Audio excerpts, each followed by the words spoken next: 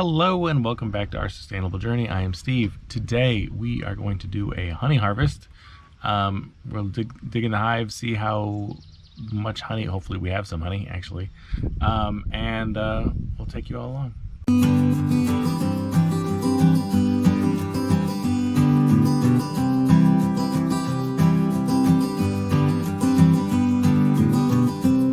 So we are out at the hives. So there's 1, 2, 3. That's the one that is gonna be the one that I'm probably gonna be pulling honey from, because it's the one that's doing the best. So you can see all the, if you look closely, I don't know if you'll be able to see, but there's a lot of bee activity. The honey is hopefully flowing. So what we're gonna do is we're gonna go in, and I don't think I'm gonna have a full super, so that box on the top is called a super, and then there's the brood box on the bottom.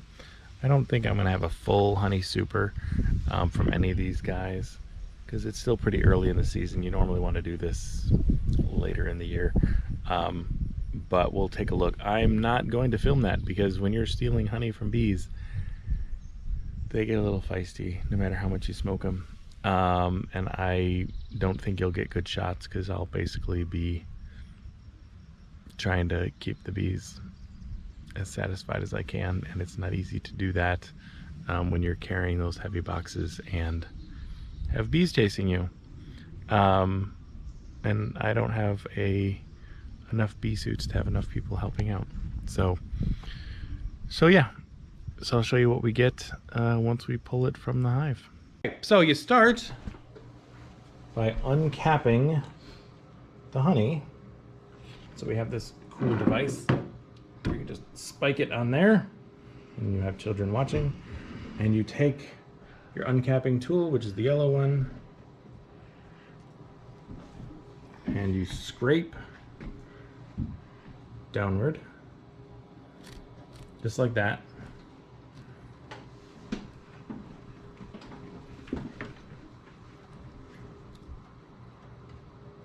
And again on the other side. You want to make sure you get every single capped cell.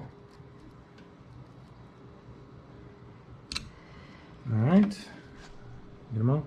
There's a couple more right at the edge here.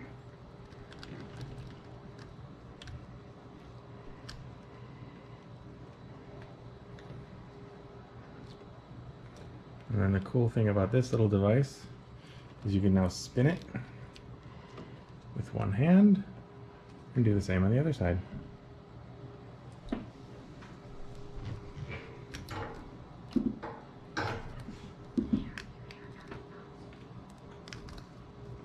And this honey will collect down here, and there's a strainer on the other side for it to come out.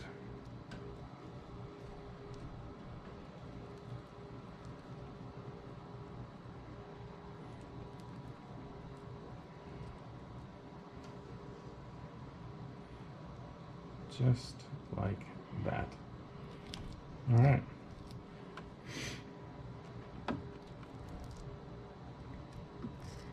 The other method is to use a hot knife, cut down the sides. I prefer this method because it's way safer with kids. And then you pop it into here without dripping honey all over your kitchen floor, because your wife would be pissed. Okay.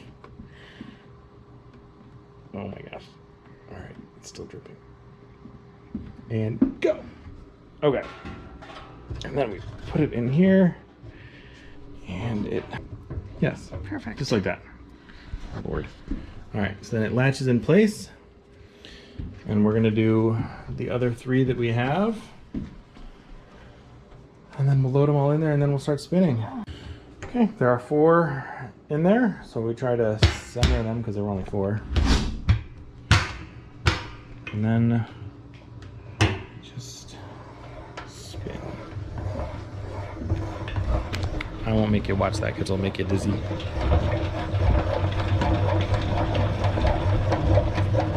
When you're done, you open the little valve at the bottom, And the honey pours out. And then we strain it one more time through this double set of strainers. And then it'll be ready to put in jars. Look at all that honey. From 4 frames. Alright, let me close it off. Then you pull them out, and they are essentially clear of honey, and they're super lightweight compared to what they were before. This is like nothing now. And then we're going to scrape this off and use it, melt it down for candles and things. Scrape it off the foundation. And there's actually more honey in there.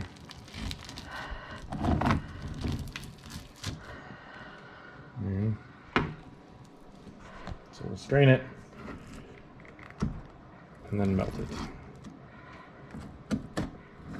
So after we scraped them, we put the hives, the 4 frames, these 4 frames, out by the bees for them to finish cleaning it all up, and they did. So I know you can't really tell, but these are basically completely cleaned off. There's a little bit left behind, but not too much. There's a little bit of propolis there. That's the glue that kind of holds everything together. But they did a really good job cleaning these up. So all 4 of them are ready to be used again. So we can put them back in the hive or keep them stored with all the other ones that we have. We have other honey supers here, and extra frames and things like that. So we can reuse those ones, and they're as good as new now. The bees have cleaned off any excess honey that we missed that didn't drip off through the extraction process. So kind of cool. So once everything has drained out and all your honey has drained, you can render the wax. So what you do is you scoop all this stuff out. This is the wax that's left behind, and you can scrape it off the frames and you render it. So what we did was we put it into a cheesecloth bag. This is what's left after we rendered it. Basically cheesecloth, tie it up, boil it, and what happens is the wax comes out. Oh, it's gonna be messy. So the wax comes out, and then you wait a little bit and it'll solidify into this. And then what we can do is we'll render it down again and just keep rendering it down. But that is basically pure beeswax. And then we can use that for soap or other stuff. We're probably going to use it to paint the foundation hives. And you can make candles with it, beeswax candles. So that's what we got off those 4 frames. That is all the wax that's left, is just these chunks. So that's kind of cool.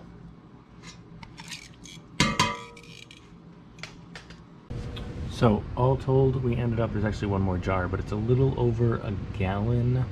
That's a gallon right there between all those 8 jars. And then there's one more jar. So a little over a gallon worth of honey from those 4 frames. So that's really impressive.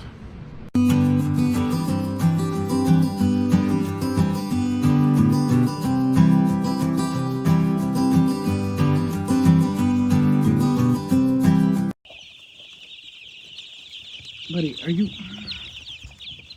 did you climb inside the feeder? Come on. How? Well,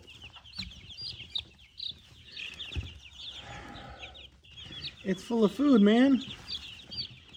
You're gonna get... How? How? Here, I'll push you from... Well, yeah, it probably doesn't feel good. Just get yourself stuck. Trying to push... Almost.